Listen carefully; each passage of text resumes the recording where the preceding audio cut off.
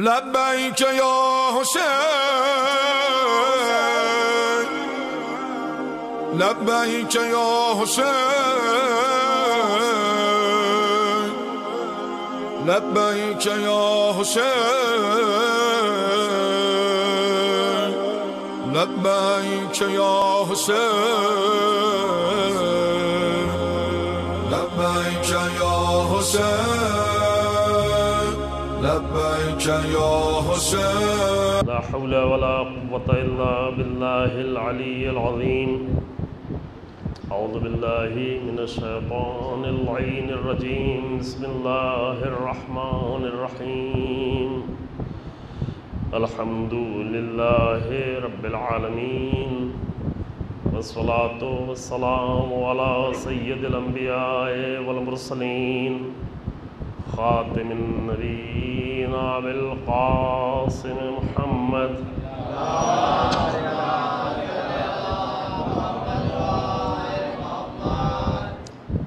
ولعنة ثم الصلاة والسلام على أهل بيته الطيبين الأطهرين المعصومين المنتجبين الذين أذهب الله عنهم الرجس وطهرهم تطهيرا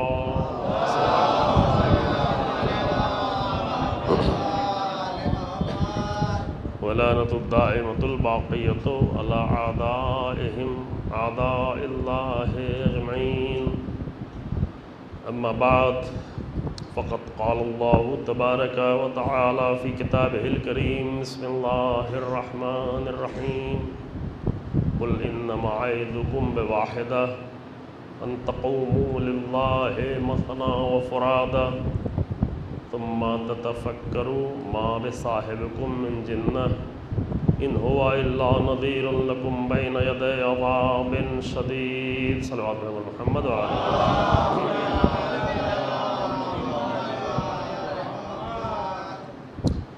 قرآن مجید کی سورہ سبا کی 46 نمبر کی آیہ کریمہ، جس میں پروردگار پورے دین کے خلاصے کے طور پر اس طرح کی روایتیں ہمارے پاس موجود ہیں کہ پورے دین کا خلاصہ کیا ہے، پورے دین کا نچوڑ کیا ہے، اور بیان کیا گیا ہے۔ بہت ہی خوبصورت حدیثیں ہیں اور بہت ہی خوبصورت روایتیں ہیں، لیکن یہاں قرآن کی آیت ہے، وہ بحث کبھی کی جا چکی ہے، انشاءاللہ کبھی پیش کی جائے، لیکن یہاں پہ قرآن کی آیت ہے کہ جس میں قرآن کی آیت کا یہ مفہوم پورا یہ بتا رہا ہے کہ یہ بات جو پیش کی جا رہی ہے وہ پورے دین کا نچوڑ ہے، یعنی دین یعنی تمام انبیاء کا دین۔ جب دین کی بات ہوتی ہے تو دین فقط رسول اللہ کا دین نہیں ہے، دین یعنی تمام نبیوں کا دین، اور تمام نبیوں کا دین ایک ہی ہے۔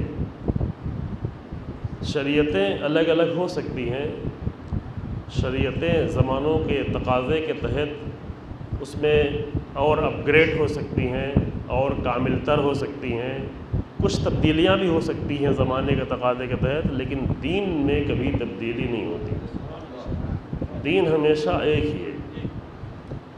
اور وہ دین ابتدا سے لے کے آخر تک ایک ہی ہے۔ کبھی کبھی ہمارے بعض برادران جو ہے وہ ایک قرآن کی آیت ہے، اس پہ بہت مجلس سے پڑھی جاتی ہے، ہمارے ایک بزرگ تھے انتقال کر گئے، وہ پوری زندگی وہ اسی آیت مجلس پڑھتے رہے، لیکن ترجمہ جو کرتے تھے عام طور سے لوگ جو کرتے ہیں کہ ان الدین عند اللہ الاسلام، اللہ کے نزدیک پسندیدہ دین اسلام ہے، یہ ترجمہ ہوتا ہے، جس کا مطلب یہ ہوا کہ اور بھی کچھ دین ہے لیکن پسندیدہ اسلام ہے۔ یوں نہیں ہے، پسندیدہ کا لفظ بھی اس میں آیت میں ہے نہیں۔ انا یعنی بے شک، دین یعنی دین، اندا یعنی اللہ کے نزدیک، اند اللہ یعنی اللہ کے نزدیک، اسلام یعنی اسلام، یعنی بے شک اللہ کے نزدیک دین اسلام ہے، اسے پسندیدہ کا کہیں لفظ نہیں ہے۔ ان الدین عند اللہ الاسلام، یوں نہیں کہ اللہ کی طرف سے دین کئی ہے، عیسائیت بھی ہے، یہودیت بھی ہے، ابراہیمیت بھی ہے، فلاں اور دین ہے، ان سارے دین میں جو سب سے زیادہ پسندیدہ ہے وہ اسلام ہے۔ عام طور سے ذہنوں میں یہ ہے، لیکن یہ صحیح نہیں عزیزو۔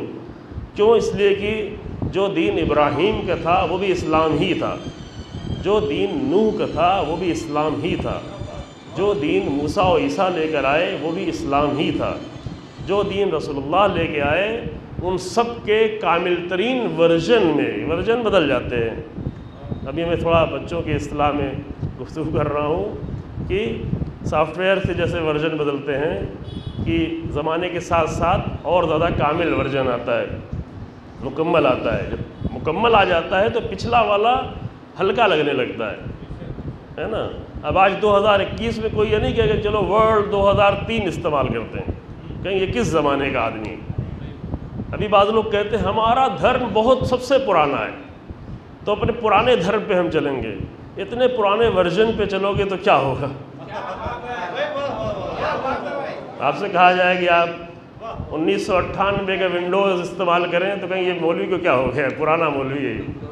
ہم 2021 میں ہیں، تو مذہب ہمیشہ ایک ہی ہوتا ہے، دین ایک ہی ہے، شریعتوں کے ورژن بدلتے رہتے ہیں زمانوں کے تقاضوں کے تحت۔ جس زمانے میں جو شریعت حضرت نوح لے کے آئے تھے اس زمانے کے لیے وہ کامل تھی، پرفیکٹ تھی، کوئی بھی کمی نہیں تھی، لیکن وہ شریعت ابراہیم کے زمانے کے لیے کافی نہیں تھی۔ اب ورژن بدلنا چاہیے، سمجھ رہے ہیں؟ اور جو شریعت حضرت ابراہیم لے کے آئے تھے وہ حضرت موسیٰ اور اس کے بعد حضرت عیسیٰ کے زمانے کے لیے کافی نہیں تھی، اور جو شریعت موسیٰ و عیسیٰ لے کر آئے تھے وہ بھی الہی کتاب تھی، لیکن اب وہ شریعت ایسی شریعت نہیں تھی کہ جو قیامت تک کے لیے کافی ہو۔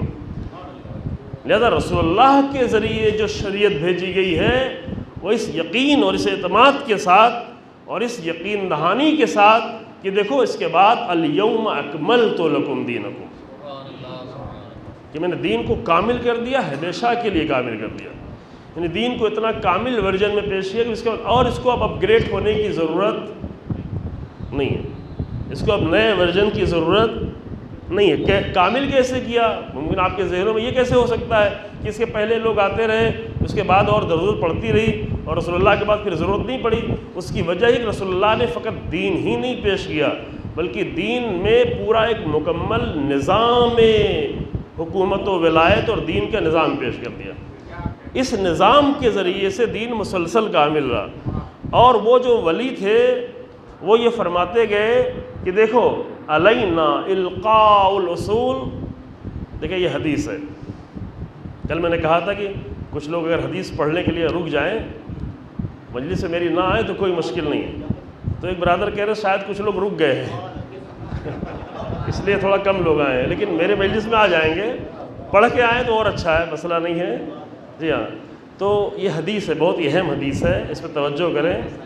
علینا القاء الاصول وعلیکم ان تفرعوا، ہماری ذمہ داری ہے کہ ہم بنیادی اصول تمہیں دے کے چلے جائیں۔ دیکھیں دین کیسے کامل ہوتا ہے، ہماری ذمہ داری ہے کہ ہم اصول کا القاء کر دیں تمہارے لیے، اصول تمہارے لیے کامل طور پر دے دیں، پھر اس کے بعد ایک ایسا نظام بنا کے جائیں کہ علیکم ان تفرعوا، کہ ان اصولوں کی شاخیں تم خود ڈھونڈتے رہو، بناتے رہو، پیش کرتے رہو کے ساتھ، ڈھونڈتے رہو، بنانا بھی نہیں ہے، اصول جڑیں مضبوط ہیں۔ اور اسی حدیث کی بنیاد پہ کہا جاتا ہے کہ یہ شیعت کا فخر ہے کہ اصولوں کی، قرآن، رسول اللہ اور اہل بیت کے دیے ہوئے اصولوں کی بنیاد پر جو ہمارے پاس فروعات کا سلسلہ جاری رہا، اور انہی فروعات کو اجتہاد کا نام دیا گیا۔ وہ اجتہاد دین کے بتائے ہوئے اصول سے ہر دور کے تقاضے کے تحت فروع کو پیش کرنا۔ فروع سے مراد وہ 10 چیزیں نہیں ہیں جو آپ کے ذہن میں آ رہا ہو، بچوں کے ذہن میں آ رہا ہوگا فروع دین یعنی 10، فروع دین یعنی 10، اور وہ آپ کو بچپن میں یاد کرایا گیا تھا، اول نماز، دوسرے روزہ، وہ 10 اہم فروع بتائے گئے تھے۔ چونکہ ایک بچے کے اندر ذہن میں اتنی توانائی نہیں اس کو 50 فروع یاد کرائے جائے، اس کو کئی 100 فروع دین یاد کرائے جائیں، ہے نا۔ اسلام میں بہت سارے فروعات ہیں، جیسے ایک درخت ہوتا ہے تو اس کی شاخیں بہت زیادہ ہو سکتی ہیں، جیسے جیسے وہ درخت بڑھتا جاتا ہے شاخیں بھی بڑھتی جاتی ہیں۔ مثلا جس زمانے میں بینک تھا ہی نہیں تو بینک کے مسائل کی ضرورت بھی نہیں تھی، لیکن جب بینک کے مسائل ہوئے، بڑے بڑے معاشرے ہوئے، بڑے بڑی دولتیں ہوئیں، تو اب وہاں پہ فروعات کی ضرورت ہے کہ یہ شاخ بھی یہیں سے نکلے. لیکن شاخ کہاں سے نکلے گی؟ یہ کسی کو حق نہیں ایک شاخ خود ہی لا کے بنا لے کہ ہم جو ہے یہ بینک کے اصول بناتے ہیں، اس کا نام اسلام دے دیتے ہیں اور اس کو اسلامائز کر دیتے ہیں.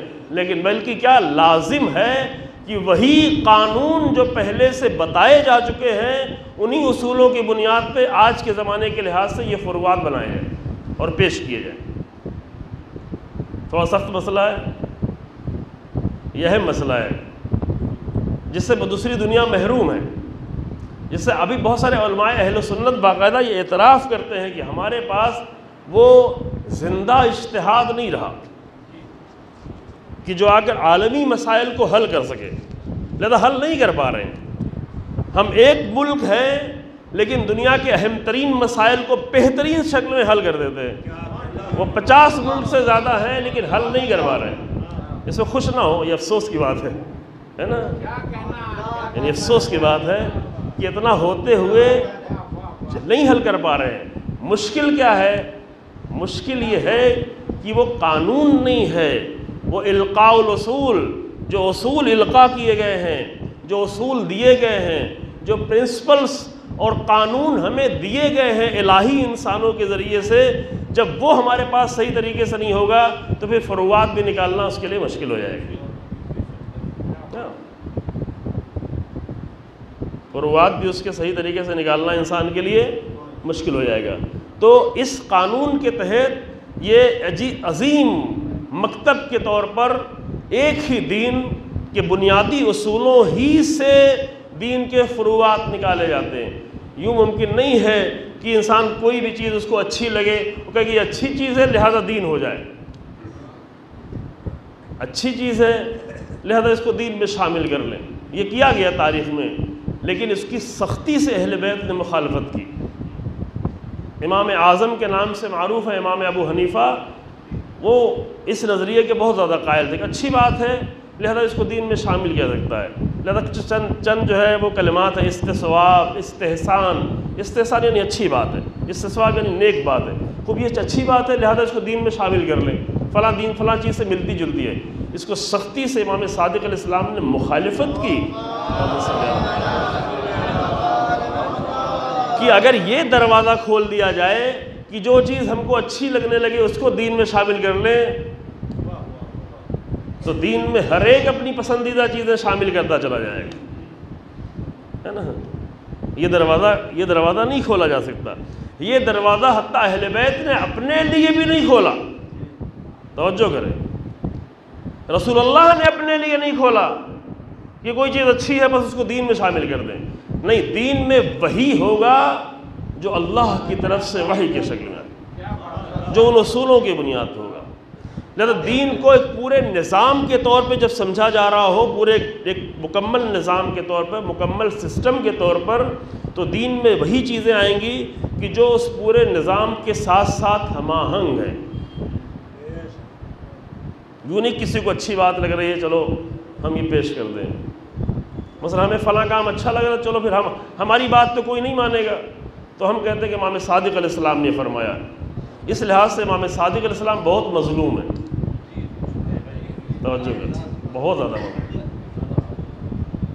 اس لحاظ ظاہر یہ کام تو برادران اہل سنت نہیں کرتے، نہ یہ بریلوی کرے گا، نہ یہ اہل حدیث کریں گے، نہ کوئی اور کرے گا. یہ کام جو کہ ہمیں فلاں کام اچھا لگ رہا ہے لہذا امام صادق علیہ السلام سے منسوب کر دو، اور کبھی کبھی امام علیہ السلام سے. یہ دو ذات، امام علیہ السلام کی ذات اور امام صادق علیہ السلام کی ذات، بہت ہی مظلوم ذات.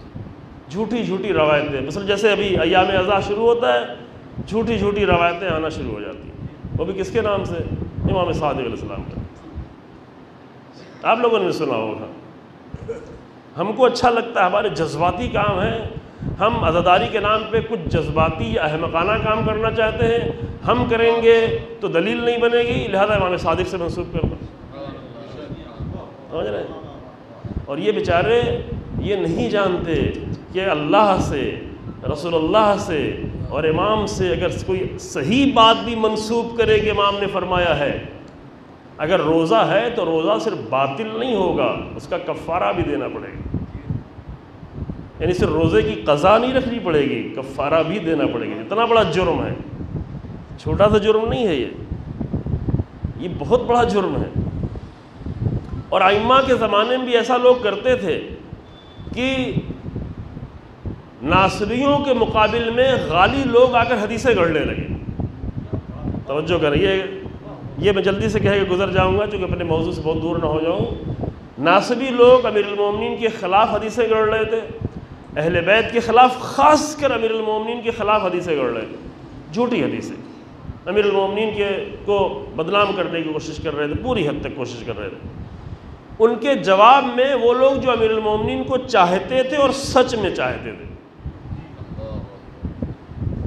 ہم کبھی کبھی یہ کہہ کے چلے جاتے نہیں یوں ہی چاہتے نہیں، جھوٹا دعویٰ ہے نا، سچ میں چاہتے تھے، اور سچ میں چاہنے کی دلیل خود امام ہی نے دی ہوئی ہے، وہ بھی آپ کے سامنے پیش کر دیں گے۔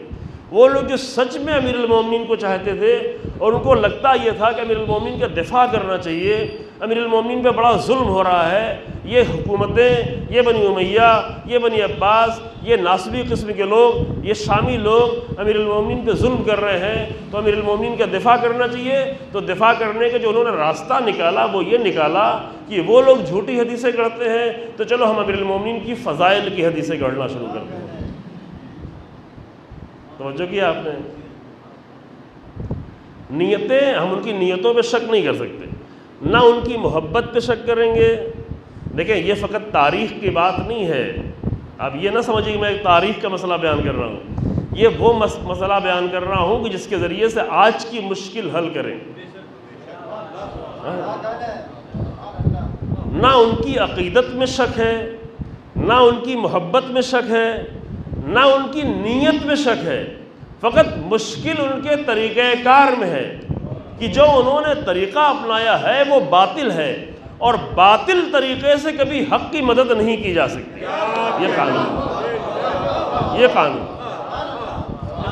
یہ بہت ہی بنیادی قانون ہے برادران، آپ سب اس کو یاد رکھیں۔ ہم کبھی کبھی اس مسئلے میں بڑے اچھے لوگ بھی اس کے شکار ہو جاتے ہیں، کہتے ہیں ہماری نیت تو اچھی ہے، ہمارا مقصد تو اچھا ہے، ہم تو حق کا فائدہ پہنچانا چاہتے ہیں، اگر تھوڑا ادھر ادھر کر لیا تو کیا ہوتا ہے؟ یہی تو فرق ہے کہ باطل راستے اختیار کر سکتا ہے، لیکن حق کبھی باطل راستے نہیں اختیار کر سکتا، یہ ممکن نہیں۔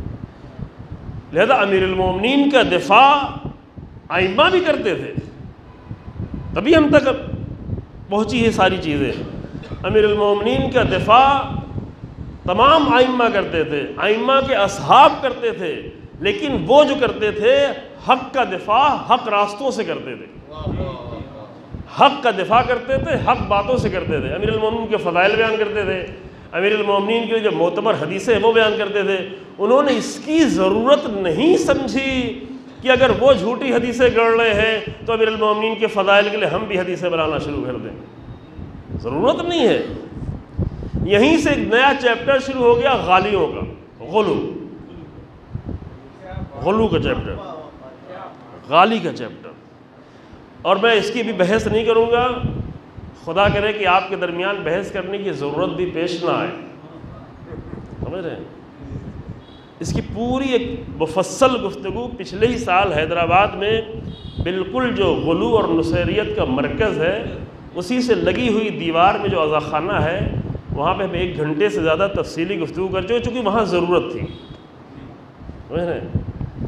وہاں شدید ضرورت تھی، اور وہ انٹرنیٹ میں موجود ہے۔ اگر آپ کو لگے کہ یہاں بھی کسی فرد کو ضرورت ہو تو وہ سنا دیجیے گا، جو وہ ساری حدیثوں سے بحث کی گئی ہے، قرآن کی آیتوں سے لے کر تمام حدیثوں سے، کہ اہل بیت کی نگاہ میں، قرآن کی نگاہ میں غلو ہے کیا، غلو کیا ہے، غلو سے کتنی شدت سے منع کیا گیا ہے، غالیوں سے کتنا بیزار تھے ائمہ، حتیٰ یہ کہا گیا کہ اگر مقصر ہمارے پاس آئے گا تو اس کو ہم قبول کر لیں گے، لیکن غالی آئے گا تو قبول بھی نہیں کریں گے۔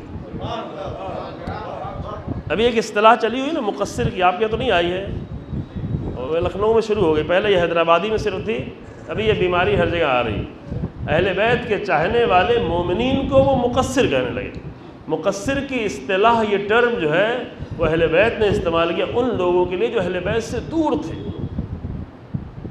جو بنی امیہ اور بنی عباس کے درباروں سے رابطہ رکھے ہوئے تھے اور ان کے درباری علماء سے رابطہ رکھے ہوئے تھے لیکن اہل بیت سے دور تھے، ان کو مقصر کہا جاتا ہے۔ مقصر یعنی کوتاہی کرنے والے، مقصر یعنی کوتاہی کرنے والے، ہے نا، ان کو مقصر کہا جاتا ہے۔ ابھی اللہ اکبر، جنہوں نے اہل بیت کے لیے سب سے زیادہ قربانیاں دی ہیں، جو دین کے لیے قربانیاں دے رہے ہیں، وہ ایک دن کے صرف علم اٹھانے والے لوگ وہ اگر ان کو مقصر کہہ رہے ہیں، ایک دن کے لیے جو قربانیاں دے رہے ہیں، جو پورے سال قربانیاں دے رہے ہیں، جن کی سوچ، جن کی فکر، جن کی گفتگو، وہ سب دین کے لیے ہے، اہل بیت کے لیے ہے، عزاداری کی صحیح شکل کی حفاظت کے لیے ہے۔ یہ بیچارے نادان لوگ آگے ان کو کیا کہنے لگے؟ مقصر کہنے لگے۔ کل ہی پرسوں ہی رات میں کوئی ایک جوان کہہ رہا تھا ہم کو مقصر کہہ رہے والا، ہم نے کہا مقصر کے معنی ہے کوتاہی کرنے والا، تو ٹھیک ہے آپ کہتے ہیں ہاں ہم مقصر ہیں، اس میں کوئی حرج نہیں ہے، کیونکہ اہل بیت کا حق تو کسی نے ادا نہیں کیا ہے، کسی نے اگر ادا کیا ہو تو بڑھ کے بتایا تھا کیا، تو ٹھیک ہے، سب کی تقصیر ہے، ہم سب کی کمیاں ہیں، ہم سب کی کوتاہیاں ہیں۔ اگر کوئی آپ کو مقصر کہے تو کہیں ہم بھی مقصر ہیں، آپ بھی مقصر ہیں، کیونکہ امیر المومنین کا حق نہ آپ نے ادا کیا ہے نہ ہم نے ادا کیا ہے، نہ ادا کر سکتے ہیں، لیکن خدا کا شکر ہے کہ غالی نہیں ہے، یہ معلوم ہوگا، غالی نہیں ہے، کیونکہ مقصر کے لیے خود امام صادق علیہ السلام امام رضا علیہ السلام کی حدیث ہے کہ اگر مقصر میرے پاس آئے گا، وہ والے مقصر جو واقعاً اہل بیت کی نگاہ میں مقصر تھے۔ یہ خود بہت اہم مسئلہ ہے، کون کس کی نگاہ میں ہے، کس کی نگاہ میں ہے، کون کس کی مخالفت کر رہا ہے، یہ اہم ہے۔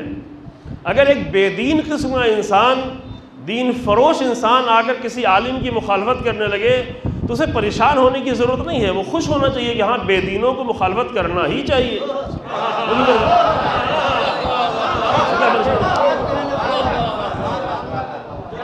یہ تو خوشی کی بات ہے نا، یہ تو بہت اچھی بات ہے۔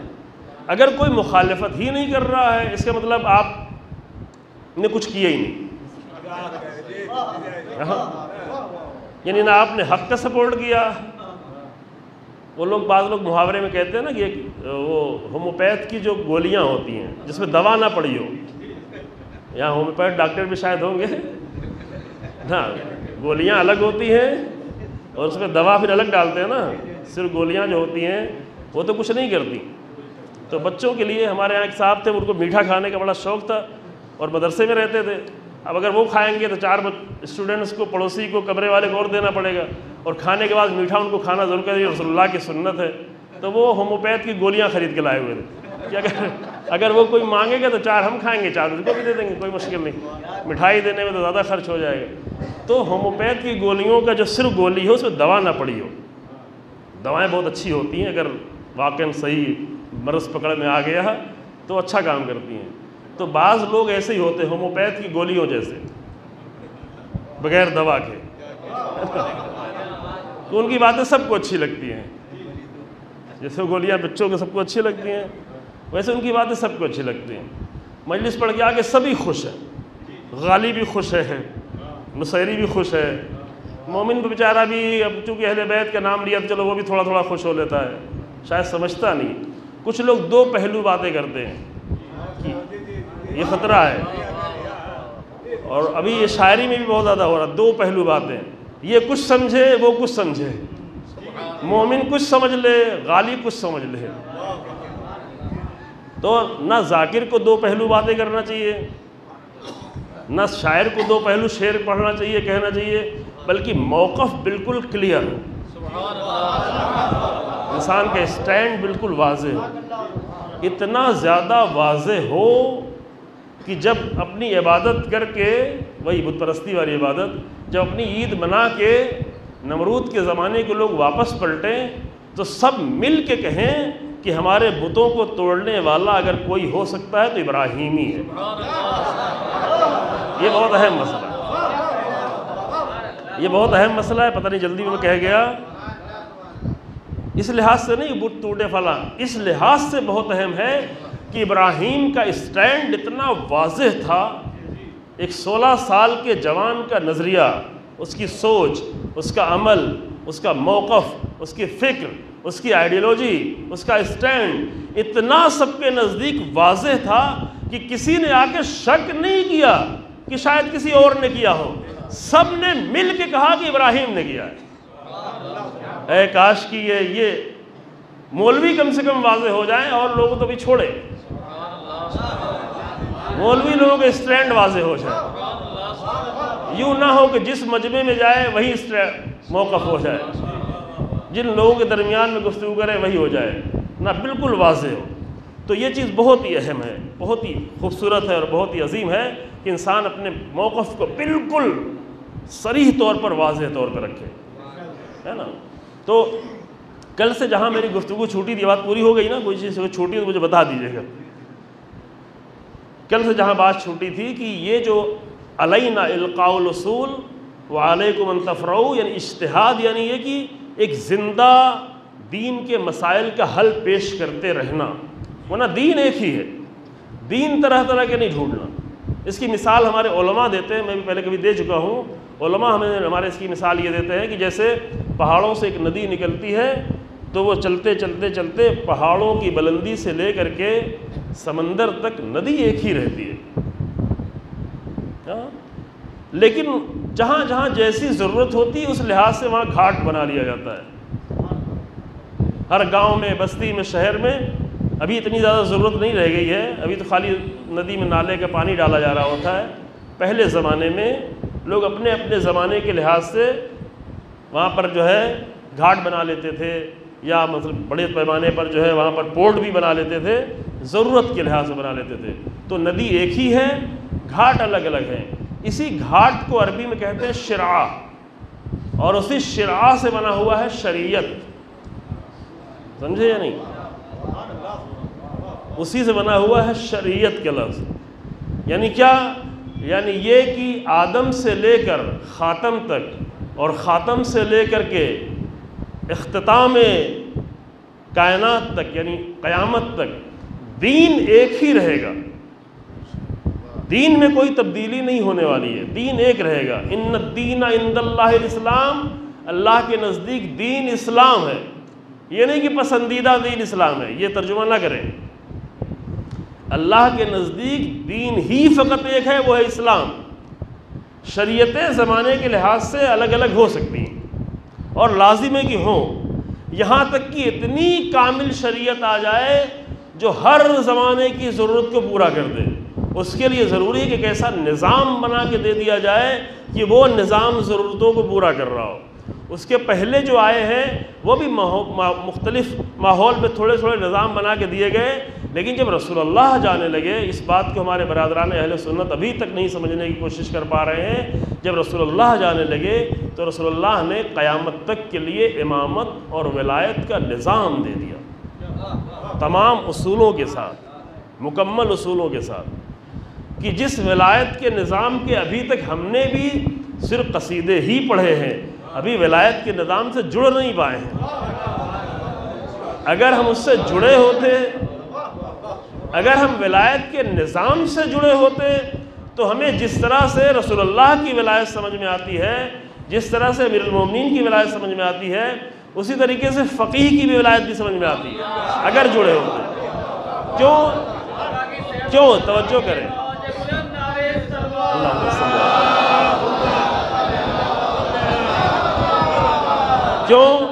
کیوں سمجھ میں آتی؟ اس لیے سمجھ میں آتی ہے کہ یہ مسئلہ درجے کا نہیں ہے، یہ مسئلہ رتبے کا نہیں ہے۔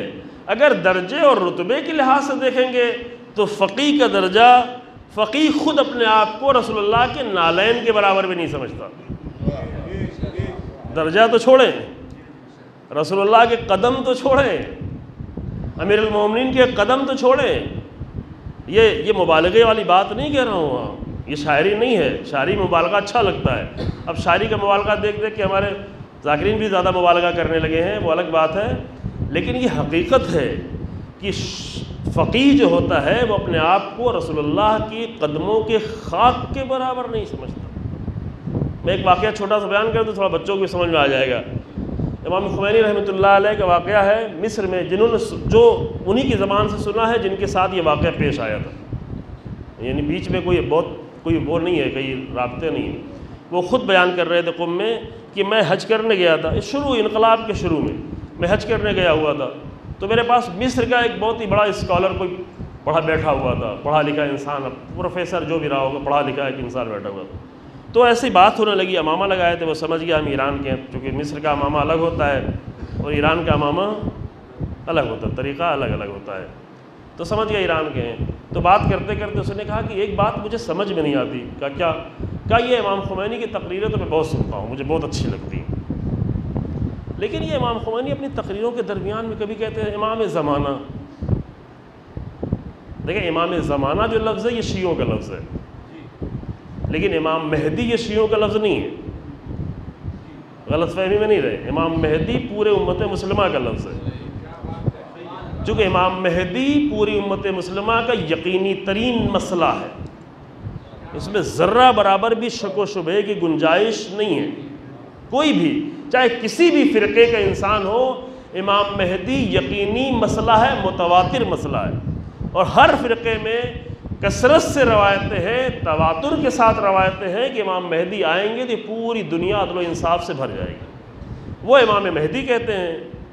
ہم امام مہدی کو اپنے وقت کا بھی امام سمجھتے ہیں، اس لیے امام زمانہ کہتے ہیں۔ اس میں تھوڑا اختلاف ہے، وہ کہتے ہیں امام مہدی پیدا ہوں گے، اس میں تھوڑا کچھ لوگ کہتے ہیں پیدا ہو گئے ہیں، کچھ لوگ کہتے ہیں پیدا ہوں گے اہل سنت میں، اس لیے سب لوگ امام زمانہ نہیں کہتے ہیں وہ آئیں گے، لیکن ہم ان کو امام زمانہ کہتے ہیں۔ جب ہم امام زمانہ کہتے ہیں اور اس کے پاس ہماری بہت ساری دلیلیں ہیں، ابھی اس کی بحث ہم نہیں کر رہے ہیں، امام زمانہ کہنے کی بھی دلیلیں ہیں، وہ دلیلیں خود اہل سنت کے ہاں بھی موجود ہیں۔ عبداللہ ابن عمر خلیفہ دوم کے بیٹے، ان کی یہ روایت ہے کہ من ماتا ولم یعرف امام زمان ہی ماتا میتۃ جاہلیہ، ہمارے ہاں بھی روایت ہے، یہ متواتر روایت ہے، واضح ہے، لفظ تھوڑا بہت بدلے ہوئے ہیں، لیکن یہ روایت ان کے ہاں بھی ہمارے ہاں کی، جو بھی اپنے زمانے کے امام کو نہ پہچانے اس کی موت جہالت کی موت ہے۔ اس کی موت کیا ہے؟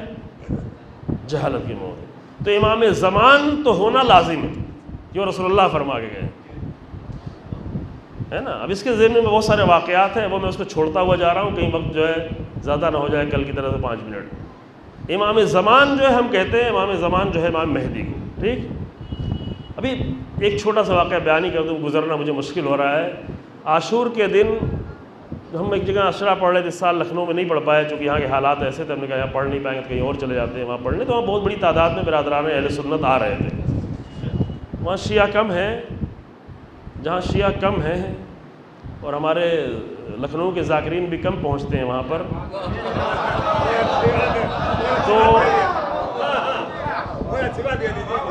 تو وہاں پر الحمدللہ بہت بڑی تعداد میں اہل سنت بھی ان مجلسوں میں ابھی شریک ہو رہے ہیں، جیسے پہلے آپ کے یہاں بھی شریک ہوتے تھے، لیکن آپ نزدیک ہیں اس لیے سب کا آنا جانا زیادہ ہے، لہذا آپ نے سب کو نکال دیا ہے۔ انشاءاللہ دوبارہ پلٹا ہے، انشاءاللہ دوبارہ لے آئے۔ تو بہت بڑی تعداد ہے، حتیٰ مجلس شروع ہونے کے پہلے ہی کئی لوگ آگے بیٹھ جاتے تھے باقاعدہ طور پہ، اور ماتم کرتے ہیں، باقاعدہ ماتم کرتے ہیں، اور تمام مراسم عزا اچھے طریقے سے انجام دیتے ہیں۔ تو بعد میں ایک صاحب آئے، کہا کہ کچھ لوگ ہم سے بحث کرتے ہیں، اچھی پوزیشن کے تھے، پڑھے لکھے بھی تھے اور اچھی حالت بھی ان کی تھی، جماعت اسلامی کے ایک اچھے رکن تھے، تو کہا کچھ لوگ میرے پاس آتے ہیں، ہم سے بحث کرتے ہیں بعض لوگ، تو میں نے ان کو یہی مسئلہ پیش کیا، یہ ہمارا اپنا بھی مسئلہ نہیں، علامہ امینی کے ساتھ پیش آیا تھا، کہ آپ ان سے یہ سوال کریں کہ یہ تو رسول اللہ کی حدیث ہے، صحیح مسلم میں یہ حدیث ہے کہ جو بھی اپنے زمانے کے امام کو نہیں پہنچانے اس کی موت جہالت کی موت، یہ ہے۔ عبداللہ ابن عمر سے روایت ہے، عبداللہ ابن عمر جو بہت بڑے راویوں میں سے ہیں، اہل سنت کے تیسرے، میرے خیال سے دوسرے تیسرے راویوں میں سے، جن سے بہت زیادہ روایت، تیسرے نمبر پہ ابو ہریرہ اور عائشہ بنت ابی بکر کے بعد شاید عبداللہ ابن عمر سے زیادہ روایت ہے، تھوڑا آگے پیچھے اتنے بہت زیادہ روایتیں، تو یہ روایت ان کے یہاں بھی ہے، یہ روایت ہمارے یہاں بھی ہے، یہ روایت بالکل یقینی ہے۔ تو آپ فقط اتنا سوال کر لیں کہ رسول اللہ کے بعد رسول اللہ کی بیٹی کا امام کون تھا، یہ بنیادی سے، یہ ہمارے بھی جوان سنیں، جو کبھی کبھی جوان لوگ آ کے پوچھتے ہیں مولانا یہ بحث ہو گئی، فلاں سے بحث ہو گئی، ایسی بحث ہو گئی، آپ کبھی اس پہ بحث ہی نہ کریں کہ کون سجدگاہ رکھتا ہے، کون کیسے تیمم کرتا ہے، کون کیسے وضو کرتا ہے، کون کیسے فلاں عمل انجام دیتا ہے۔ وہاں پہ صرف یہ کہہ کے آگے بڑھ جائیں کہ بھئی آپ کے امام نے جو بتایا آپ وہ عمل کرتے ہیں، ہمارے امام نے جو ہمیں بتایا ہم اس پہ عمل کرتے ہیں، آپ کے امام فلاں ہیں، ہمارے امام اہل بیت ہیں، اتنا کہہ کے آگے بڑھ جائیں۔ اب آپ خود ہی فیصلہ کر لیں کہ دین کو کسی اور سے لینا زیادہ بہتر ہے یا اہل بیت سے لینا زیادہ بہتر ہے۔ سیدھی سیدھی بات کریں نا، سیدھی سیدھی ان کے دل میں وہ سوال کریں، آپ ایک سوال پہ جا کے گفتگو ختم کر دیں کہ بھئی ہم کو جو اہل بیت نے بتایا ہم وہ کر رہے ہیں، آپ کو بھی جو بزرگان نے آپ کے بتایا وہ کر رہے ہیں، اس میں بحث کرنے کی ضرورت ہی نہیں ہے۔ ہمیں یہ طے کر لینا چاہیے کہ ہم دین کو کس سے لیں، ہم دین کو اہل بیت سے لیں یا کسی اور سے لیں، یا کسی اور سے بھی لیں تو اس کو کہاں چیک کریں، لینے میں مشکل نہیں ہے، جو لوگ دین کی خدمت کرتے آئے تاریخ میں ان سے بھی لیں، لیکن کہاں چیک کریں؟ تو چیک کرنے کے لیے رسول اللہ نے بتایا کہ انی تارک فیکم الثقلین کتاب اللہ و عطرتی، تو اپنے دین کو اللہ کی کتاب اور میری عطرت سے چیک کرتے رہنا ہے نا، ان سے دین لے، ان تمسکتم بہما، جب تک تم ان دونوں سے متمسک رہو گے گمراہ نہیں ہوگے، یعنی اپنے دین، تمہارے دین تو طرح طرح کے پیش کیے جائیں گے لیکن آ کے چیک کرنا کہاں؟ قرآن سے اور اہل بیت سے۔ یہ سب انہی کے لیے نہیں ہے، یہ ہمارے لیے بھی ہے، یہ ہمارے جوانوں کے لیے بھی ہے۔ جب نصریت لائی جائے، جب ملنگیت لائی جائے، جب اخباریت لائی جائے، جب اور کلاسز کا سلسلہ شروع ہو، تو اس سارے دین کو آ کر چیک کرنا کہ اہل بیت کا انداز ہے یا نہیں۔ کہیں ایسا تو نہیں کہ اہل بیت دین کے لیے اپنے پورے بھرے گھر کی قربانی دے رہے ہیں اور اللہ کی راہ میں قیام کر رہے ہیں اور ہم بیٹھے ہوئے ہیں، چیک کرنا، اور بیٹھے ہوئے درس پڑھ رہے ہیں۔ بیٹھ کے ہم سال بھر جو ہے صرف درس پڑھتے رہے اور زیارتیں پڑھتے رہیں تو زیارتیں پڑھنے سے مسئلہ حل نہیں ہوگا، گھر کے اندر کی زیارت اور ہوتی ہے، اور سیریا کے محاذ پہ جا کر السلام علیکم یا حسین ابن علی کے یا اور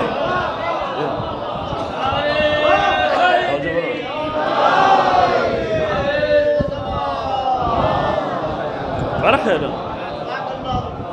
گھروں میں بیٹھ بیٹھ کے خوب زیارت پڑھنا یہ اور ہے، اور جناب زینب کے روضے کے قریب کھڑے ہو کر سینے پہ گولیاں کھا کے کہنا السلام علیکم یا ابا عبداللہ، وہ اور ہے، وہ بہت قیمتی۔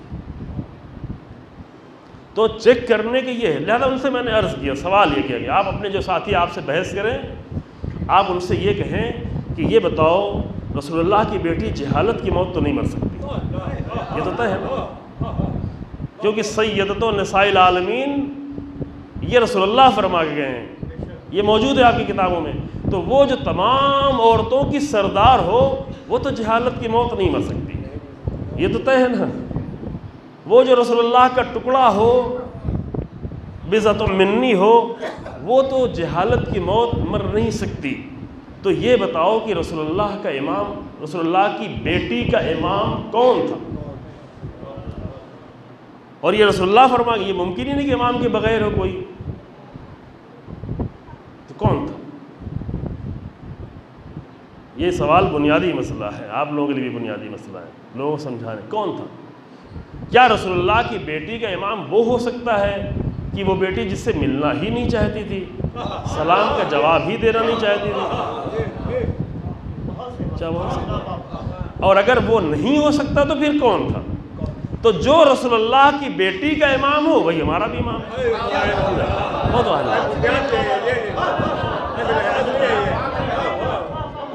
بالکل جو رسول اللہ کی بیٹی کا امام ہے۔ ایک امت کے لیے، رسول اللہ کی امت کے لیے اس سے بہتر کیا ہے کہ ہمارا امام وہی ہو جو رسول اللہ کے فوراً بعد رسول اللہ کی بیٹی کا امام ہے، اور وہ امام وہ ہے کہ جس کے قدموں کی خاک بھی نہیں سمجھتے۔ میں بھول نہیں گیا، آپ لوگ گھبرائیے گا نہیں، میں بھولا نہیں ہوں۔ تو واقعہ یہ تھا کہ اس مصر کے عالم نے کہا کہ ہم امام خمینی کی تقریر بہت سنتے ہیں، ہم کو بہت اچھی لگتی ہے، اور میرے خیال سے، اب یہ وہ اس کا خیال ہے، یہ کسی شیعہ کا خیال نہیں ہو سکتا، اس کے خیال میں اس کا کہنا میرے اعتبار سے تو رسول اللہ کے بعد امام خمینی جیسا کوئی ہوا ہی نہیں. اسی لیے میں کہہ رہا ہوں کہ وہ صرف اہل سنت کہہ سکتے ہیں, کوئی شیعہ نہیں کہہ سکتا, ہے نا. جو ہم تو یہ کہیں گے رسول اللہ ہی جیسا لفظ رسول اللہ کے بعد موجود ہے اور سلسلہ موجود ہے. لیکن چونکہ انہوں نے نہیں جانا تھا, نہیں جانتے تھے, اہل بیت سے محبت کرتے ہیں لیکن یہ اتنا نہیں جانتے, لہذا وہ کارناموں کو دیکھ کے کہا کہ امام خمینی کے جتنے بڑے کارنامے ہیں وہ دیکھ کے ہمیں لگتا ہے کہ رسول اللہ کے بعد اتنا بڑا اسلام کا کام امام خمینی نے کیا ہوا ہے, تو ہم ان کا بہت احترام کرتے ہیں. لیکن ایک جملہ وہ اپنی تقریر میں کہتے وہ مجھے سمجھ میں نہیں آتا. کہتے ہیں امام زمان, اور جب کہتے ہیں امام زمان تو ساتھ میں یہ بھی کہتے ہیں روحی وارواح العالمین لتراب مقدم الفدا. اس کا مطلب سمجھے؟ یہ کبھی آپ اور علماء سے بھی سنتے ہوں گے, یعنی میری جان اور پورے عالم کی جان قربان ہو جائے, فدا ہو جائے. کس پر؟ نہ امام زمان پر نہیں, امام زمان کے قدموں کی خاک پر. لتراب مقدم الفدا. یہ توجہ کرے, ایک فقیہ کی نگاہ میں امام کیا ہوتا ہے.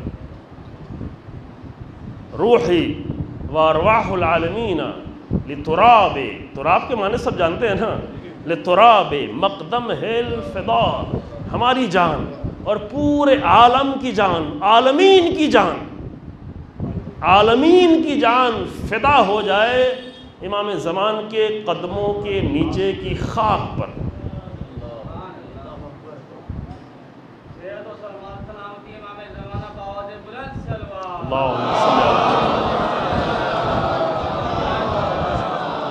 اور یہی امام خمینی جو یہ کہتے تھے کہ ہماری سب کی جانیں ان کی خاک پر بھی قربان ہو جائے قدموں کی, وہی امام خمینی کہتے تھے کہ ولایت فقیہ ہمن ولایت رسول اللہ, ولایت فقیہ وہی رسول اللہ کی ولایت ہے. اس کا مطلب کیا ہوا؟ اس کا مطلب یہ بتانا تھا کہ یہاں پر مطلب درجے کا نہیں ہے, یہاں پر ایک فقیہ اور رسول اللہ کے درجے کی بات نہیں ہے, بلکہ یہاں پر نظام کی بات ہے کہ فقیہ وہی نظام پیش کرے گا جو رسول اللہ نے پیش کیا ہے. نہیں, بات واضح نہیں ہوئی, اور وضاحت کرتا تھوڑی سی. فقیہ کو یہ حق ہی نہیں ہے کہ اپنی طرف سے کچھ پیش کرے, حق ہی نہیں ہے. اگر اپنی طرف سے کچھ پیش کر دے تو وہ فقیہ ہی نہیں رہا. اپنی طرف سے پیش کرے, ہاں امام ابو حنیفہ ہو سکتا ہے, فقیہ نہیں رہا. فقیہ وہ ہے جو فقہ کو سمجھے, جو فقہ کو گہرائی سے سمجھے, گہرائی سے سمجھے, ان اصولوں کو اتنی گہرائی سے سمجھے کہ انہی اصولوں کی بنیاد پر آج کے مسائل کو حل کرے. یہ لازم ہے, ورنہ حل کون کرے گا؟ ہم جیسے لوگ حل کریں گے. جو 4 حدیثیں سمجھنا ان کے لیے مشکل ہو جائے, حل کون کرے گا؟ وہ کرے گا پورے دین کو بہت گہرائی سے سمجھا ہوا ہو, تو وہ آگے مسائل کو حل کرے. لہٰذا اگر رتبے کے لحاظ سے دیکھا جائے, درجے کے لحاظ سے دیکھا جائے, تو ایک فقیہ اپنے آپ کو امام کی قدموں کے خاک کے برابر بھی نہیں سمجھتا, کیونکہ اس کے اوپر قربان ہونا چاہتا ہے. جو قربان ہو رہا ہے کسی چیز پر, تو یعنی اس کے برابر اپنے آپ کو نہیں سمجھتا. یہ شاعری نہیں ہے, یہ دل سے نکلی ہوئی بات ہوا کرتی ہے کہ واقعاً امام کی قدموں کے خاک پر ہماری جانیں قربان ہوں. لیکن جب نظام کی بات آئے گی تو یہاں پر نظام ایک ہی ہوگا, کیونکہ طاغوت کے نظام بدلتے رہتے ہیں, الہی نظام کبھی نہیں بدلتا, وہ ایک ہی رہتا ہے. اور وضاحت کے لیے میں ایک نمونہ پیش کر دوں. آپ یہ بتائیں, درجے کے لحاظ سے اگر دیکھا جائے تو اللہ کی ولایت اور رسول اللہ کی ولایت میں کتنا فرق ہے؟ درجے کے لحاظ سے, یعنی اللہ کی ذات اور رسول اللہ کی ذات میں کتنا فرق ہے؟ اللہ اکبر, تھوڑا مشکل مرحلے میں ڈال دیا آپ کو. دیکھیں, ایک فقیہ اور امام کے درمیان میں انسان کچھ سوچ بھی سکتا ہے کہ بہرحال امام اور فقیہ درجے کا فرق, لیکن اللہ کی ذات اور رسول اللہ کی ذات کے بیچ کو سوچ ہی نہیں سکتا, سوچ نہیں انسان نہیں سکتا. تو درجے کے لحاظ سے انتم الفقراء, تم سب کے سب فقیر ہو. اس فقیر میں رسول اللہ بھی ہیں, آپ کہیں رسول اللہ فقیر؟ ہاں، رسول اللہ فقیر ہیں اللہ کی بارگاہ میں۔ فقیر یعنی وہ کہ جس کا اپنا نہ ہو۔ آپ گھبرائیں نہیں، فقیر کے لفظ سے پریشان نہ ہو، یہ قرآن کی آیت ہے۔ انتم الفقراء یعنی تم سب کے سب فقیر ہو۔ فقیر وہ ہے کہ جس کا فقر، فقیر بنا فقر سے، فقر کہتے ہیں ریڑھ کی ہڈی کو۔ ریڑھ کی ہڈی اگر کمزور پڑ جائے، اس میں کچھ خلل پیدا ہو جائے تو انسان نہ صحیح سے بیٹھ سکتا ہے، نہ اٹھ سکتا ہے، نہ چل سکتا ہے، نہ کوئی ایکٹیویٹی انجام دے سکتا ہے۔ یعنی ریڑھ کے اس کی اتنے سارے فقرات میں سے کوئی ایک فقرہ بھی اگر ٹوٹ جائے، پورا ٹوٹے بھی نہیں، ذرا سا اس میں خلل پیدا ہو جائے، ذرا سا اس میں ہلکا سا ریشہ بھی آ جائے تو اس کو بہت تکلیف ہوتی ہے، اس کی زندگی اجیرن بن کے رہ جاتی ہے نا، کیونکہ فقر اس کے اندر، فقر اس کا کمزور پڑ گیا ہے۔ تو جو انسان اپنی ضرورتوں کو پورا نہ کر سکے اسے فقیر کہتے ہیں۔ ہمارے یہاں بھیک مانگنے والے کو فقیر کہا جانے لگا، یہ اردو کا فقیر ہے۔ میں اردو کے فقیر کی بات نہیں کہہ رہا ہوں، میں عربی کے فقیر کی بات کہہ رہا ہوں، قرآن کے فقیر کی بات ہے نا۔ اور جو بھی انسان ہے، ہم اپنے آپ کو اتنا فقیر نہیں سمجھتے جتنا رسول اللہ کی بارگاہ میں خود کو فقیر سمجھتے ہیں۔ ہاں، اور سخت بات ہو گئی کیوں؟ اس لیے کہ ہمیں اب نہ عبد کی معرفت پتہ ہے، نہ معبود کی معرفت پتہ ہے، لیکن رسول اللہ کو پتہ ہے، امیر المومنین کو پتہ ہے۔ وہ کہتے ہیں انا عبدک الضعیف الذلیل الحقیر المسکین المستکین۔ ہم تو خالی یہ کلمات ادا کرتے ہیں، لیکن وہ سمجھ کے کہتے ہیں کہ اللہ کی بارگاہ میں جب حاضر ہوا جاتا ہے تو وہاں پہ بڑائی نہیں دکھائی جاتی، وہاں خود کو کمزور، خود کو ضعیف، خود کو ناتواں، خود کو حقیر، خود کو فقیر ہی سمجھا جاتا ہے۔ تو اگر ذات کے لحاظ سے دیکھا جائے تو وہ الغنی، اللہ کی ذات غنی ہے، اللہ کی ذات صمد ہے، اللہ کی ذات بے نیاز ہے، اور اللہ کے سامنے سب نیاز مند ہیں۔ رسول اللہ بھی نیاز مند ہیں، ائمہ بھی نیاز مند ہیں، اہل بیت بھی نیاز مند ہیں، تمام انبیاء نیاز مند ہیں، اور وہ اپنے آپ کو جتنا نیاز مند سمجھتے ہیں اپنی معرفت کی بنیاد پر، ہم جیسے کم معرفت والے لوگ نہیں سمجھتے، وہ بہتر سمجھتے ہیں۔ درجے کا فرق یہ ہے کہ اس کا سب کچھ ہے، سب کچھ اس کا دیا ہوا ہے، نیچے سب کچھ لیا ہوا ہے۔ رسول اللہ نے چونکہ زیادہ لیا ہے لہذا بہتر سمجھتے کہ اللہ نے ہمیں کتنا دیا ہے، ہم لوگ جانتے ہی نہیں کہ کتنا دیا ہوا ہے۔ رسول اللہ کو اللہ مخاطب کر کے کہتا انا اعطیناک الکوثر، اے رسول میں نے تجھے دیا ہوا ہے، کیا دیا ہے؟ کوثر، ہم نے تجھے بہت زیادہ دیا ہے، بہت زیادہ امامت دی، رسالت دی، ولایت دی، نبوت دی، اور بہت ساری فضیلتیں دی، کمالات دیے، نسل دی، نسل فاطمہ دی، خود فاطمہ جیسی بیٹی دی، یہ سب کچھ میں نے تجھے دیا ہے۔ تو جس اللہ نے رسول اللہ کو اتنا دیا ہے وہ رسول اللہ جانتا ہے کہ اللہ کتنا دینے والا ہے۔ ہم جیسے لوگ کیا جانتے، ہم لوگ تو تھوڑا سا کچھ لیتے وہ بھی مغرور ہو جاتے ہیں۔ تو ذات کے اعتبار سے دیکھیں تو اللہ کی ذات اور رسول اللہ کی ذات کے درمیان کے فاصلے کو ہم سمجھ ہی نہیں سکتے، رتبے کے لحاظ سے سمجھ ہی نہیں سکتے، لیکن ولایت سوال، درجے کے لحاظ سے اتنا فاصلہ ہے کہ ہم زمین و آسمان کا فاصلہ بھی نہیں کہہ سکتے، کیونکہ زمین و آسمان کا فاصلہ بہرحال کچھ نہ کچھ ہے نا، اس کو میٹر میں ہم شمار نہیں کر سکتے، نوری کلومیٹر میں شمار نہیں کر سکتے، لیکن بہرحال معلوم ہے کہ وہ زمین ہے، یہ زمین ہے، وہ آسمان ہے۔ لیکن اللہ اور رسول اللہ کے درمیان میں کتنا فاصلہ ہے یہ کوئی سمجھ ہی نہیں سکتا، فقط فقر کا رابطہ ہے کہ وہ غنی ہے، ادھر فقر ہے، وہ معبود ہے، ادھر عبد ہے، وہ خالق ہے، ادھر مخلوق ہے، وہ رازق ہے، ادھر مرزوق ہے، وہ دینے والا ہے، ادھر لینے والا ہے۔ تو فاصلہ اتنا زیادہ ہے، لیکن ولایت میں بھی کوئی فاصلہ ہے کہ نہیں؟ ولایت میں نہیں فاصلہ ہو سکتا، کیوں؟ اس لیے کہ نظام وہی ہے۔ توجہ کریں، درجے میں اتنا فرق ہے لیکن ولایت میں فرق نہیں ہے۔ یہ بات میں اپنی طرف سے نہیں کہہ رہا ہوں، بلکہ قرآن کہتا ہے وَمَن يُطِعِ الرَّسُولَ فَقَدْ أَطَاعَ اللَّهَ، جس نے رسول اللہ کی اطاعت کی اس نے اللہ کی اطاعت کی، یعنی جس نے رسول اللہ کو اپنا ولی مان لیا، جس نے رسول اللہ کو اپنا امام مان لیا۔ اب پتہ نہیں آپ لوگ رسول اللہ کے امام مانتے ہیں کہ نہیں مانتے، پہلے یہ طے کر لیں۔ نعرہ تکبیر، نعرہ رسالت، نعرہ حیدری،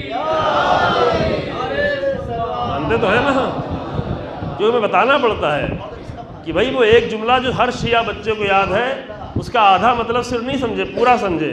رسول اللہ نے فرمایا من کنتو مولا ہو فہذا علی مولا، جس کا میں مولا ہوں اس کے علی مولا ہے۔ اس کا مطلب کیا؟ اس کا مطلب کیا؟ اس کا مطلب یہ نہیں ہے کہ ایک لوگ رسول اللہ کی ولایت کو لے لیں، دوسرے لوگ امیر المومنین کی ولایت کو لے لیں، ایک لوگ آدھا جملہ ادھر کے لے لیں، دوسرے لوگ آدھا جملہ ادھر کے لے لیں، پورا لیں۔ من کنتو مولا ہو، جس کا میں مولا ہوں اس کے علی مولا ہے۔ یعنی جب ولایت کا لفظ آئے تو اتنا ہی سمجھیں کہ جس طرح رسول اللہ کی ولایت ہے ویسے امیر المومنین کی ولایت ہے۔ جب لفظ ولایت آئے تو رسول اللہ برابر سے یاد آئیں، امیر المومنین کے ساتھ، امیر المومنین کے ساتھ رسول اللہ، رسول اللہ کے ساتھ امیر المومنین، امیر المومنین سے پہلے رسول اللہ، رسول اللہ کے بعد امیر المومنین۔ من کنتو مولا۔ اپنے عقیدے کو صحیح کریں، صرف دوسروں کے عقیدوں پہ تانے نہیں کسے، اپنے عقیدے کو صحیح کریں، ہے نا۔ تو رسول اللہ امام ہے، یہ جو 12 امام کہا جا رہا ہے یہ رسول اللہ کے بعد کے لیے ہے۔ دیکھو رسول اللہ کے بعد اور کسی وادی میں ٹہلتے ہوئے نہیں چلے جانا، نہ خلافت کی وادی میں نہ کسی اور وادی میں، ورنہ ایسی وادی میں جاؤ گے تو ممکن ہے کہ تمہیں کبھی اسامہ بن لادن کو بھی خلیفہ ماننا پڑے اور ابو بکر بغدادی کو بھی خلیفہ ماننا پڑے، اور بڑی جلدی ابھی لوگوں کو، یہ طالبان آئے ہیں اور بڑی جلدی لوگوں نے بیان دینا شروع کر دیا۔ تھوڑا چیک تو کر لو، تھوڑا ٹیسٹ کر لو، جنہوں نے اتنے خون بہائے ہیں اتنی جلدی ان پہ بھروسہ نہیں کیا جا سکتا۔ ٹھیک ہے خدا کرے بدل جائے، ہم بھی چاہتے ہیں بدل جائے، رسول اللہ بھی موقع دیتے تھے بدلنے کا، بدل جائیں تو اچھی بات ہے، لیکن تھوڑا ایسے لوگ اتنے خوخار رہ چکے ہیں ان کے لیے اتنی جلدی دوسرے ہی دن بیان دینا نہیں شروع کر دو۔ لیکن امامت جو ہے کیا ہے، یہ جو کہتے ہیں میرے 12 امام والے ہیں، رسول اللہ کے بعد 12 امام، لیکن اس 12 امام کے بھی امام کون ہیں؟ وہ رسول اللہ کی ذات ہے۔ امیر المومنین کا امام کون ہے؟ رسول اللہ کی ذات، وہ امام۔ تو امامت کے لحاظ سے رسول اللہ کو اللہ نے سب کچھ دیا، یہ درجے کے لحاظ سے دیکھیں تو بہت فرق ہے، بہت فرق ہے اللہ کی ذات میں اور رسول اللہ کی ذات میں، اللہ کی ذات میں، امام کی ذات میں مقام و درجے کے لحاظ سے بہت فرق ہے۔ لیکن قرآن کہتا ہے وَمَن يُطِعِ الرَّسُولَ فَقَدْ أَطَاعَ اللَّهَ، ولایت میں فرق نہیں ہو سکتا۔ کیوں فرق نہیں ہو سکتا؟ اس لیے کہ رسول اللہ بھی جو ولایت پیش کریں گے وہ اپنی ولایت پیش ہی نہیں کریں گے، وہ اللہ کی ولایت پیش کریں گے، اس لیے فرق نہیں ہے۔ رسول اللہ کو یہ حق نہیں ہے کہ اپنی حکومت پیش کرنے لگیں، رسول اللہ جو حکومت پیش کریں گے وہ اللہ کی حکومت پیش کریں گے۔ جو حکومت کا لفظ بنا ہوا ہے حکم سے، اور حکم جو ہوگا وہ اللہ کا حکم ہوگا۔ رسول اللہ اپنا حکم نہیں دیتے۔ حاکم کون ہے؟ جو حکم دے، حاکم وہ جو حکم دے، وہ جس طرح کا حکم دے اسی طرح کا حاکم۔ اگر کوئی برطانیہ کے قانون سے آئے اور کانسٹیٹیوشن سے لے کے حکم دینے لگے تو یہ برطانوی حاکم ہو گیا، چاہے ہندوستانی میں کیوں نہ ہو، ہے نا۔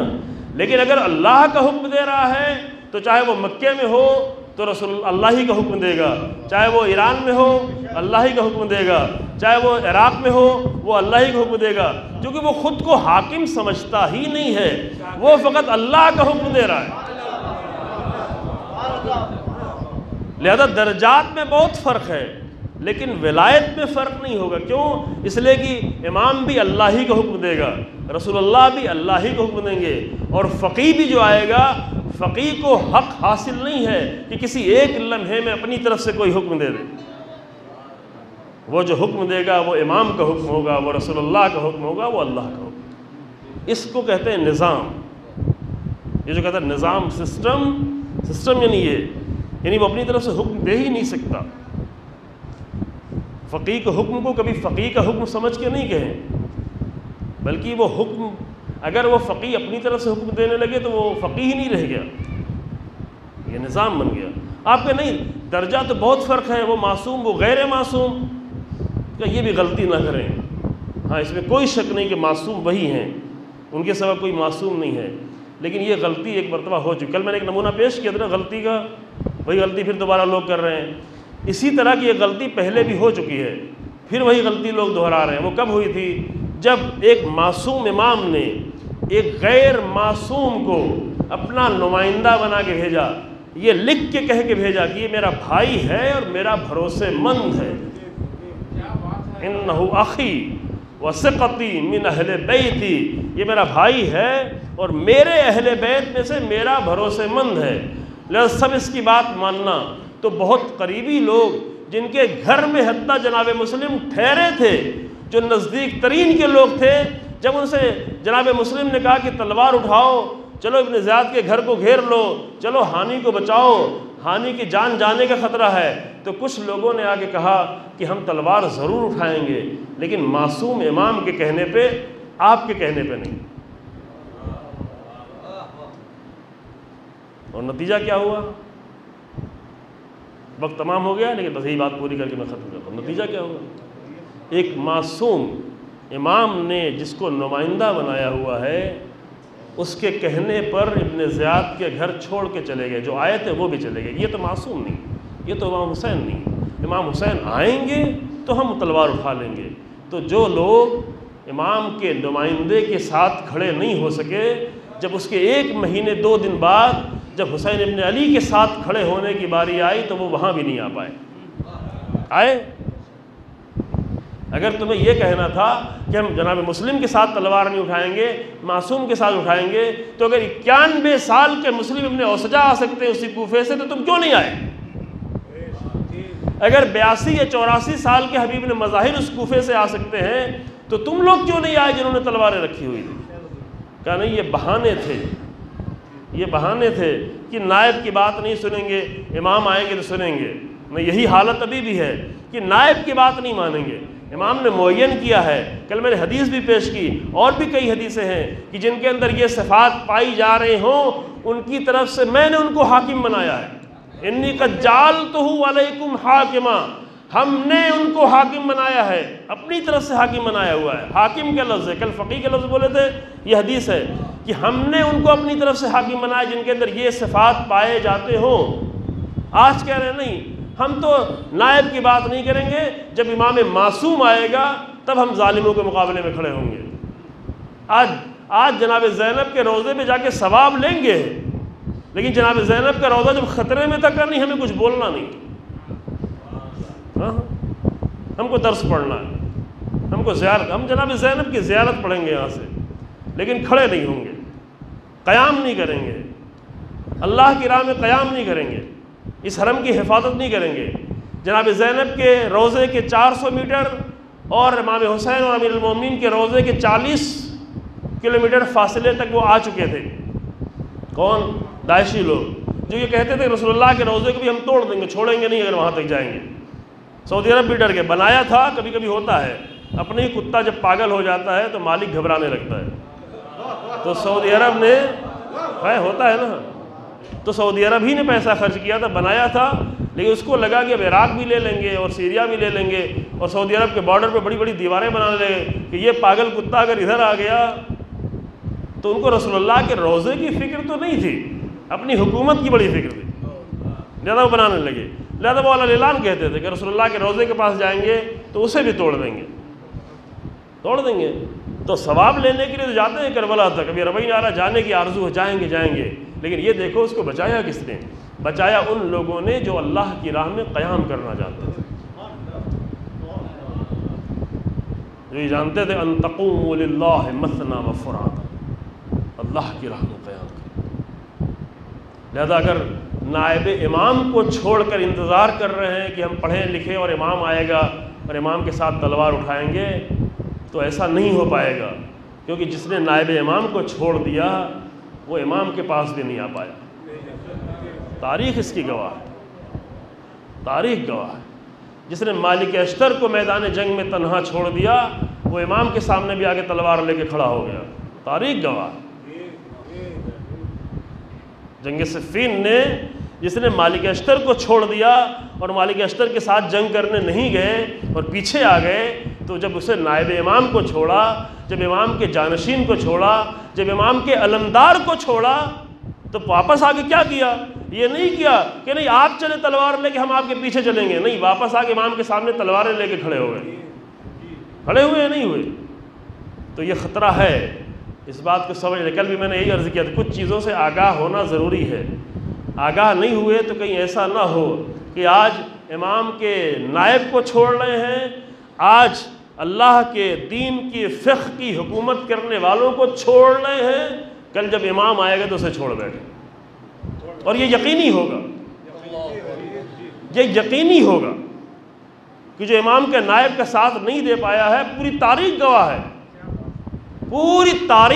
ہے کہ انہوں نے امام کا ساتھ چھوڑ دیا، نہیں آ پائے۔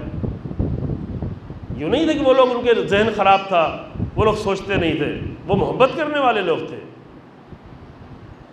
بس وقت تمام ہو گیا، وہ والی دلیل انشاءاللہ میں آپ کو بعد میں دوں گا کہ یہ جو کہتے ہیں کہ محبت سچی ہے، واقعی کیسی سچی محبت، ابھی وقت نہیں رہا۔ لیکن جن کو آنا تھا وہ آئے، انہوں نے وہاں بھی اپنی پوری جان لگا دی، اور دیکھا کہ اب کوئی نتیجہ نہیں آنے والا ہے تو پھر امام کو ڈھونڈتے ہوئے چلے گئے، امام کی خدمت میں آ کے حاضر ہو گئے، اپنی جان کا سرمایہ لے کر سارے بہاروں کو چھوڑتے ہوئے، ساری مشکلات اور رکاوٹوں کو حل کرتے ہوئے امام کی خدمت میں حاضر ہو گئے۔ اور آنے کے بعد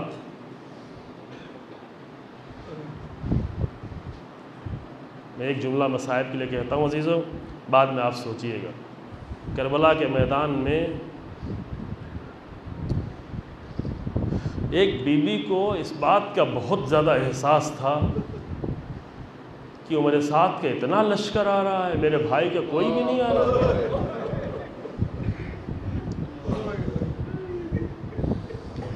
بہت زیادہ۔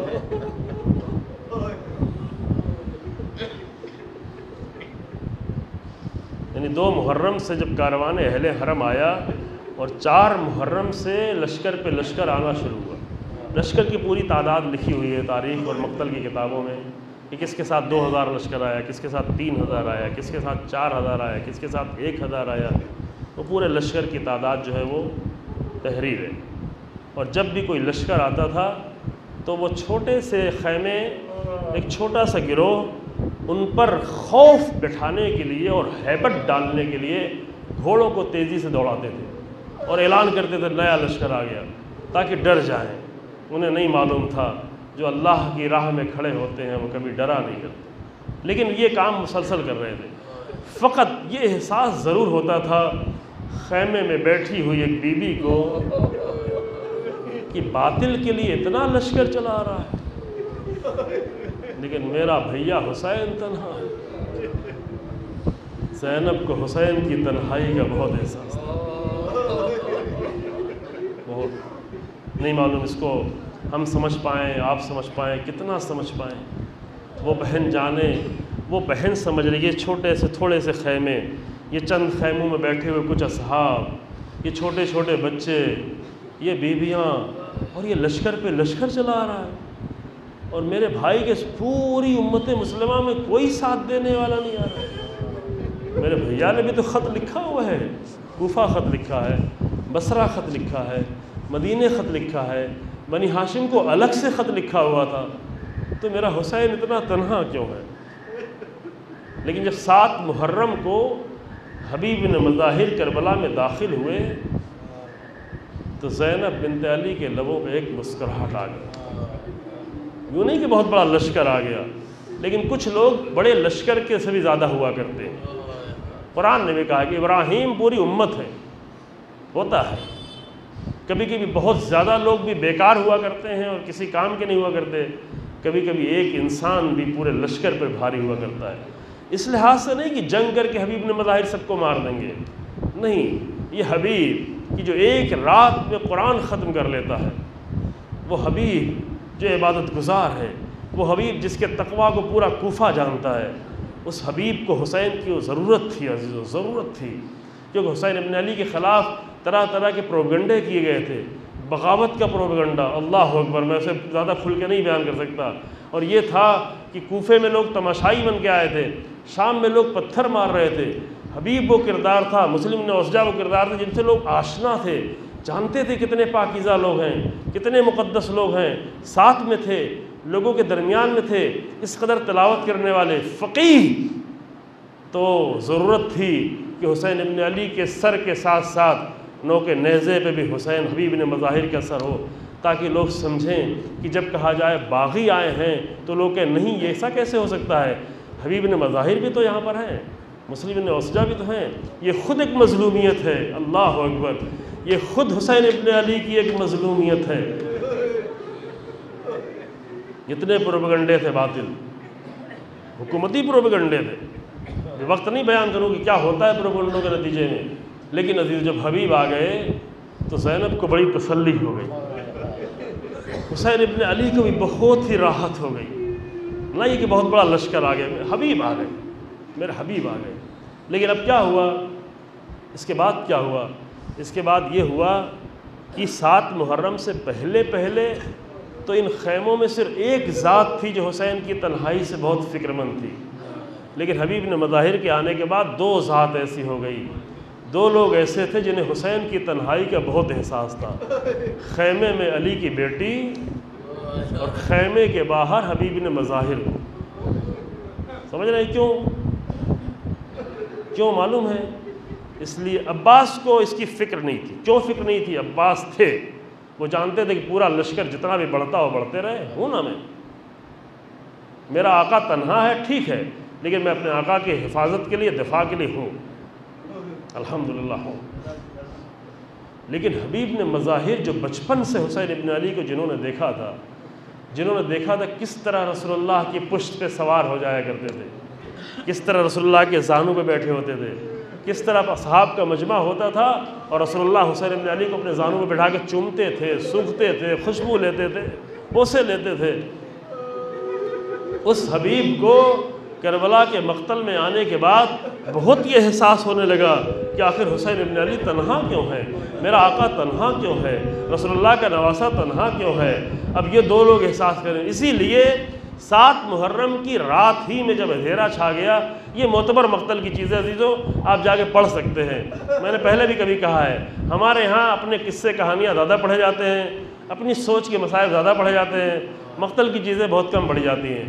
جب 7 محرم کی رات آ گئی تو رات میں حسین ابن علی کے پاس جاتے ہیں اور جا کے کہتے ہیں اے میرے آقا، میرا قبیلہ یہاں قریب میں موجود ہے، آپ مجھے اجازت دے دیں میں اپنے قبیلے میں جاؤں تاکہ آپ کے لیے ناصر لے کے آؤں، آپ کے لیے مددگار لے کے آؤں، کیونکہ حسین کی تنہائی حبیب بن مظاہر سے دیکھی نہیں جا رہی۔ حبیب بن مظاہر بنی اسد قبیلے سے تھے، بنی اسد قبیلہ اصل میں یمن کا قبیلہ تھا، لیکن اب آ کے یہاں بس گیا تھا۔ حبیب بن مظاہر بھی اصل میں یمن کے رہنے والے تھے، کوفے میں بھی بنی اسد بہت زیادہ تھے، لیکن اور دوسری جگہوں میں بکھرے ہوئے بنی اسد تھے۔ کربلا میں آپ نے سنا ہوا ہے کہ امام حسین السلام نے بنی اسد ہی سے زمین خریدی تھی۔ حبیب نے مظاہر الاسدی یہ بنی اسد قبیلے سے تھے، بنی اسد قبیلے کے بزرگ تھے، ٹھیک ہے کوفے میں رہتے تھے، لیکن کربلا کے لوگ بھی جانتے تھے کہ حبیب بن مظاہر کا مقام کیا ہے، لہذا انہوں نے آگے تقاضا کیا اے میرے آقا مجھے اجازت دے دے میں جاؤں اور اپنے قبیلے سے آپ کے لیے مددگار لے کے آؤں۔ امام نے کہا کوئی آئے گا نہیں، ابھی آ نہیں پائیں گے، لیکن حبیب کا دل نہیں مان رہا تھا، اے میرے آقا مجھے حجت تمام کرنے کے لیے اجازت دے دے۔ امام نے اجازت دے دی، حبیب نے مظاہر رات کی تاریکی میں بنی اسد قبیلے میں گئے، تنہا تھے، رات میں لوگ سو رہے تھے، چلے گئے اور جا کر وہاں پر چھوٹا سا خطبہ، چند کچھ لالچ نہیں دی، یہ نہیں کہا تم جنت میں آ جاؤ گے، یہ نہیں کہا ہم تمہیں کچھ انعام دیں گے، کچھ اکرام دیں گے، فقط ایک جملہ کہا یہ بتا دو کہ تمہیں معلوم ہے کہ تمہاری زمین پہ رسول اللہ کا نواسہ آیا ہوا ہے، اور اگر یہاں پہ قتل کی تیاریاں ہیں، یہاں پہ لشکر آ رہا ہے، تو اتنا بتاؤ اگر قیامت کے دن رسول اللہ نے تم سے پوچھ لیا کہ میرا لال آیا تھا تم نے کیا کیا، تو تمہارا جواب کیا ہوگا؟